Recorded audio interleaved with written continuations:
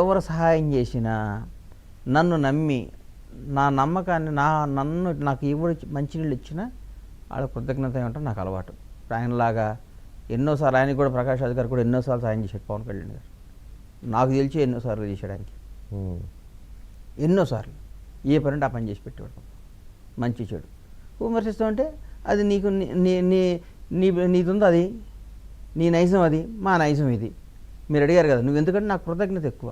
నాకు ఎవరన్నా సహాయం చేస్తే 537 కిలోమీటర్ల ఖాళీ నడకను ఒక అడుగు తప్పేయకుండా నడిచి వచ్చే సార్ నేను నా క్యారెక్టర్ అది. అవును, పాదయాత్ర చేశారుగా. పాదయాత్ర ఏంటి సీక్రెట్? చంద్రబాబు గారి కోసం చేశాను, అందులో డౌట్ ఏంది? సీక్రెట్ ఏంది? చంద్రబాబు గారి కోసం అంటే చంద్రబాబు నాయుడు గారు జైల్లో ఉన్నప్పుడు బయటికి రావాలి, సార ప్రాణంతో బయటికి రావాలి, మళ్ళీ రావాలి, డంపింగ్ ఆరోగ్యవంతుడిగా బయటికి రావాలని మీరు మెజార్టీతో గెలవాలి, మళ్ళీ ఆంధ్రప్రదేశ్ ముఖ్యమంత్రి అవ్వాలి. 100 కోరికలు కోరుకోవాలా, ఒకటే కోరిక కోరుకున్నా, రాజమండ్రి జైల్లోంచి ఏడుకొండలవాడ ఆయన బయటకు తీసుకురా. వెంకటేశ్వర స్వామితో ఎట్లుంటుందో తెలుసుగా మీకు, చాలా పవర్ఫుల్. ఏడుకొండలవాడ ఆయన జైల్లోంచి బయటకు తీసుకురా ప్రాణంతో. ఆయన ప్రాణంతో బయటకు తీసుకురా, నేను నా గడప నుంచి నీ గడప దాకా నడిచి వస్తానని చెప్పా. అందరు సలహాలు ఇచ్చారు, చాలామంది ఆత్మీయులు. నువ్వు నడవలేవురా, నా మాటిను, వెళ్ళి మొక్కు, చంపలేసుకుని కింద నుంచి పైదాకనాడు, మెట్లెక్కి వెళ్ళిపో, చంపలేసుకో, తప్పైపోద్ది, స్వామికి వెళ్ళి స్వామి దగ్గర అప్లికేషన్ పెట్టుకో, క్షమించమని అడుగు, పాప ఆయన క్షమిస్తాడంటే. మంచో చెడో కష్టం రాని ఏమన్నా కానీ అనుకున్నాను, స్వామి కోసం మన దేవుడి విషయంలో వెనక్కి వెళ్ళకూడదు. మళ్ళీ బతికినంతకాలం నేను ఏ గుడి వెంకటేశ్వర స్వామి చూసి నాకు భయం వేస్తుంది. అవును, అంతే కదా. వెళ్ళాలంటే స్వామిని డైరెక్ట్గా ముఖంలో కళ్ళు పెట్టి చూడలేకపోతున్నాను నేను. అసలు ఒకసారి నమ్మకంగా దేవుడు కాదు చూడలేకపోతున్నాను. చూడాలంటే ధైర్యం సరిపోవట్లేదు. ఏడుకొండలవాడ నాకు ప్రతిరోజు మనకు టెన్షన్ ఉంటుంది, ప్రతిరోజు ఒక కోరిక ఉంటుంది, ప్రతిరోజు నేను గుడికి వెళ్తా, వెళ్ళినప్పుడు దండం పెట్టుకోవాలి. ఇక్కడ ఒక చిన్న సందేహం, ఇప్పుడు ఆయన సెప్టెంబర్లో జైలుకి వెళ్ళారు, 53 రోజుల తర్వాత. నేను పాదయాత్ర పెట్టిన ముందు రోజు 11 రోజుల ముందే ఆయన కేసు కొట్టేశారు. అది నేను అనేది అది కాదు, జనవరి 19 అన్న, నేను అడిగేది అది కాదే. ఇప్పుడు ఆయన సెప్టెంబర్లో జైలుకి వెళ్ళారు, ఇప్పుడు 23, ఓకే, వెళ్ళి 53 రోజుల తర్వాత బయటకు వచ్చారు, ఆరోగ్యంగా వచ్చారు బయటికి. వచ్చినప్పుడు అప్పుడే వెళ్ళాల్సింది కదా. బెయిల్ మీద వచ్చాడు ఆ రోజు. అవును, బెయిలే, మరి ఆరోగ్యంతో వస్తే అదే నేను క్లీన్గా రావాలి కదా. బెయిల్ మీద వచ్చాడు ఆయన, నేను అనుకున్న బెయిల్ మీద వచ్చాడు. ఇంకా ఈ మంత్ అయిపోద్ది అన్నారు. జనవరి 19 నేను పాదయాత్ర చేశాను.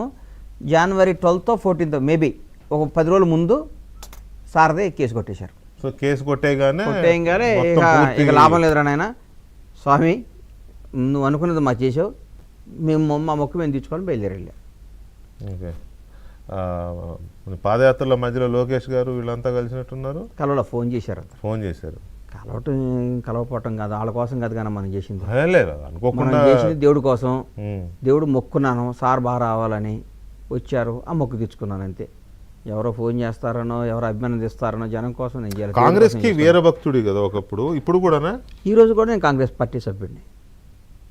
ఈ రోజు కూడా నేను కాదు అంటే నేను హిందువుని సార్, నేను తిరుపతి వెళ్తా హిందువుని కదా.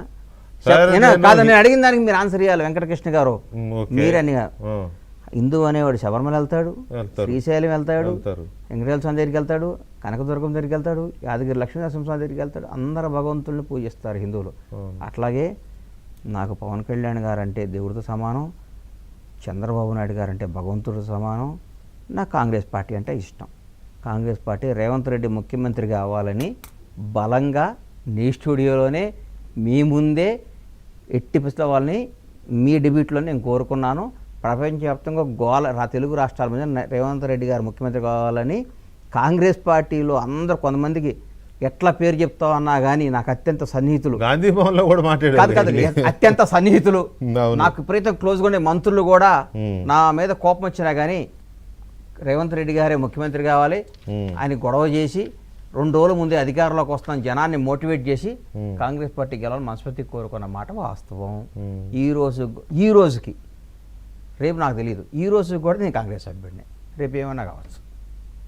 కానీ ఏపీలో తెలుగుదేశం పార్టీ నుంచి లేదా కూటమి నుంచి ఏదో ఒక పదవి ఎక్స్పెక్ట్ చేశారు గణేష్ అని, అదేంటంటే ఎఫ్డిసి చైర్మన్.